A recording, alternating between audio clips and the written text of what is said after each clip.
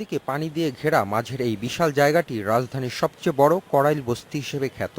লেকের একপাশে উচ্চবিত্ত আর অন্য পাশে বাস করে নিম্ন আয়ের মানুষ। প্রায় ৪৩ একরের এই জমির মালিক গণপূর্ত বিভাগ। অবৈধ দখলমুক্ত করে করাইলে পরিকল্পিত আবাসিক এলাকা গড়ে তোলার উদ্যোগ নিতে যাচ্ছে সরকার।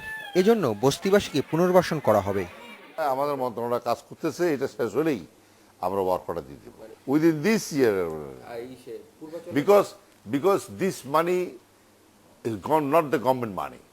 মাননীয় প্রধানমন্ত্রী অনুমতি দিয়েছে, ওই অনুমতিতে আমি টেন্ডার করছি এবং এখানে আমার কোনো টাকা লাগতেছে না, সরকারের কোনো টাকা লাগতেছে না। করাইল আবাসিক এলাকায় থাকবে ৩০ তলা বিশিষ্ট ১৭টি ভবন, যেখানে নির্মাণ করা হবে ৮৫০ থেকে ২৮০০ বর্গফুটের প্রায় ৪৫০০ ফ্ল্যাট।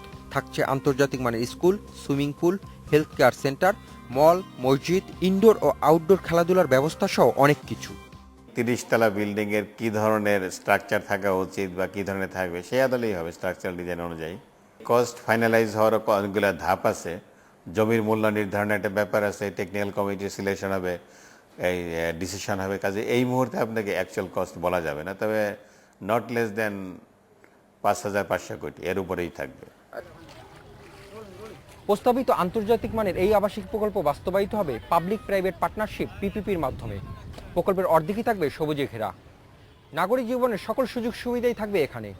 সংশ্লিষ্টদের দাবি, এই প্রকল্প বাস্তবায়িত হলে পুরো রাজধানীর চিত্র পাল্টে যাবে। Hasif Mahmud, independent news, Dhaka.